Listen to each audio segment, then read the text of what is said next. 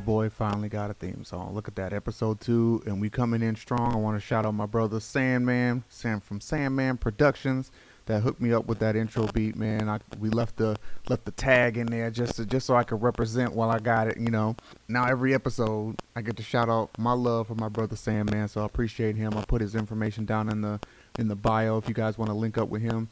Today, man, I tell you, I got so much on my mind. The plan today was to do episode 2, be smart enough to listen, wise enough to act. And Lord, let me tell you, I don't even have all my thoughts together right now because I had such a week, but it was such a week that epitomized exactly what it is to talk about today, and really capitalize on that lesson when we're talking about learning manhood. So welcome to Learning Manhood, episode 2. My name is Eddie from Cultivated Minds Men. For those of you that don't know, that is a men's ministry built around trying to help men heal from trauma so they can be the leader that they were meant to be. So here on Learning Manhood, we talk about lessons that we're getting from the Bible, lessons that we're getting from life, about the men in the Bible, and how it is that it applies to us in the contemporary times, and really touching on how we heal to be the best leader we can be. So let me tell you. Y'all, when I tell you that this week tried me, it was, and some of it was self-inflicted, and we have to be honest about that. I'm trying to be very transparent, as like I said in the episode 1, and I'm going to continue to say I'm a student in this journey of learning manhood along with you all. But my week was very difficult for two. One is that I had a lot of situations on at work that were making me really question myself, my ability to lead, my ability to read the people around me, my ability to communicate effectively. And then at home, because I had so much going on at work and I really wanted to turn around and still be a good husband and good father, I was not communicating the need that I had to really recharge. And so two things were going on. I was getting stuck at work, and I was effectively bringing it home and trying to be, super dad and be a people pleaser and be like, no, I'll do all the things that everybody wants to take care of, without thinking, hey, maybe I need to sit down and actually take a break and reset for a little bit before I go into it, because then I ended up spending most of my time at home not being in the greatest mood. And so this whole thing has to do with our topic of being smart enough to listen, wise enough to act, because I really spent a lot of time this week wondering, like, God, what is going on? Like, why is my world feeling like things are just in shambles right now? What is going on? And I was studying Joshua at the same time. And the reason I was studying Joshua, because he was almost flawless in his delivery and his walk with God. And I wanted to study Joshua specifically because I want to try to emulate his wisdom, his ear for the Lord, and his ability to not only act on what the Lord says, even when there are times in the book of Joshua where the things the Lord asks him to do are absolutely insane. And as a military leader, like, he had to be like, Lord, this is not how you siege a city. But he still did the things the Lord asked him to do, and he was largely successful in that effort of getting to the promised land. So for those of you that don't know, Joshua is Moses's assistant, or one of his mentee, one of his students, one of his people of, like, let's say he had a high council as his inner circle of people that was traveling with him and the Israelites as the wilderness into the foot of the Jordan, where here, unfortunately, Moses dies. And the first thing the Lord does after Moses dies was like, all right, Joshua, like, you're up next. And what I find interesting about how the book of Joshua begins, Joshua's been with Moses through all of this. He's seen Moses do all kinds of great things. He's seen the Lord deliver them countless times over and over again. And yet the book starts off with the Lord trying to reassure Joshua that everything was going to be all right. One of my favorite verses, one of my anchor verses, one of the verses I go to consistently is in the beginning of Joshua. It is Joshua 1:9. Have I not commanded you, be strong and courageous, do not be frightened, and do not be dismayed, for your Lord your God will be with you wherever you go. Now, the reason why I think this is so impactful at this point is because God is not telling him these things for nothing. Joshua has been with Moses this whole time, but now he's been told that, guess what? It's your turn to lead everyone. He's got to be feeling afraid. He's got to be feeling discouraged. He's got to be like, Lord, this is not for me. I am not the one. I'm a military leader. I'm not a priest. I'm not any of these things. And the Lord just preempts all this, or even answers this. It doesn't say that Joshua was asking these questions. However, I do believe that the Lord is very intentional about the things that he tells us. And I'll circle back around to that in a minute.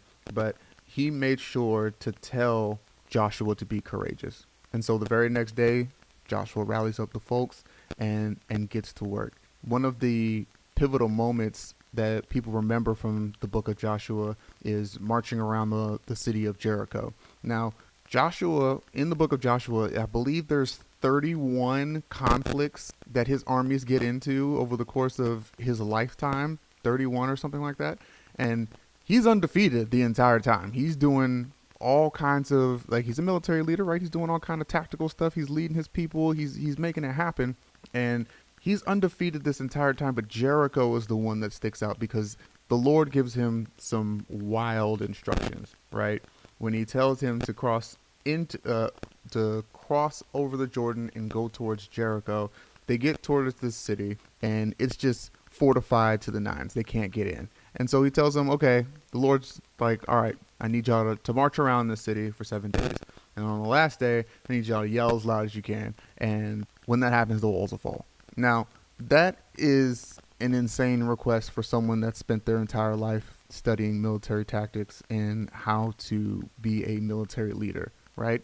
Now, for those of you that don't know, I've been in the military for something like 18 years now, so it's been a long time. So I kind of resonate with the plight of Joshua in this moment, but Joshua doesn't hesitate. He just does what God asks him. He was smart enough to constantly be trying to listen to God and then turn around and be wise enough to act on what God asked him to do. Now, that brings me, there's 2 parts to this that I really want to touch on. And part of that is why I had such a rough week. I always feel like I'm smart enough to listen to what God asked me to do, what God's calling me to do. I mean, that's why I'm sitting here talking to you right now. I felt the presence, the clear as day, really, to just be like, hey, you need to share your story and you need to find a way to do so in a way that resonates with you. And so I started off with writing, which is what I enjoy doing. I love being a writer. So I started writing on Medium. And then the plan is to record the things that I'm writing about and then do videos of the things that I'm writing. And so that was something that God placed on my heart. And so that's where I am today. I feel like I've been smart enough to listen and wise enough to act, but I feel like I've been smart enough and wise enough to act, but I did not apply that now that I'm looking at it in every aspect of my life. I realized this week that as I was sitting there going, God, what is going on in my world, that I have never, in the 18 years that I've been in the military, never once asked God, what's my next move? I can't be smart enough to listen if I'm not asking the right question. Now, that's something that I admittedly struggle with because I grew up in a Southern Baptist church where the thing people like to say was never question God. It took me a long time to understand why they were saying never question God, but what it comes down to is my little bit of early church hurt was from all these authoritative figures telling me I was not allowed to ask questions of God because in the South, back then, it was like you didn't ask questions of authority figures. Like if they said it, that's what it was, period. And so God was just this mysterious authority figure that I was not allowed to ask questions to. It wasn't until I got older and grew in my faith that I understood that, one, God consistently asked us to ask questions. God consistently puts in his word for us to seek him and have a relationship with him. And you can't have a relationship with somebody if you don't ask them questions. I mean, it's impossible. I dare you to try to go on a date with somebody, sit there at a table and don't ask no question. One of 2 things is going to happen. You're going to be sitting there stuck looking dumb, or you're going to spend the whole time talking about yourself. And more often than that, that's what our relationship with God looks like. We're just sitting there talking about ourselves. Woe is me. Lord, give me this. Lord, give me that. Lord, my kidneys. But we never really sit down and actually start to ask questions, start to ask why. And I found myself victim of that this week. I have never one time asked God, like, what is my next career move? And here, I've been sitting here trying to read about, learn about, and emulate Joshua as a military man. His next career move was go and lead these people. Go and do the things that I asked you to do. Confuse everybody with marching around this city a bunch of times and start screaming at the walls. There are opportunities that I think that I might have passed up on specifically because I did not want to do it. Just like I wouldn't have wanted to walk around a city 7 times for 7 days. But I claim, or I want to be, smart enough to listen and wise enough to act. Hearing God's voice comes with seeking his voice. I seek the Lord when it comes to, hey, what am I supposed to do about ministry? What am I supposed to do about sharing your word? Like, I want to teach. I want to show people that it's easier than they think to read and understand the Bible, that it's not weird to be a normal Christian. Like, I want to show people this, that you can be a regular black man and still love God. And so I pray for those things. But this part of my life, I have seemingly segmented off from his word. And that was a hard revelation for me to grab today.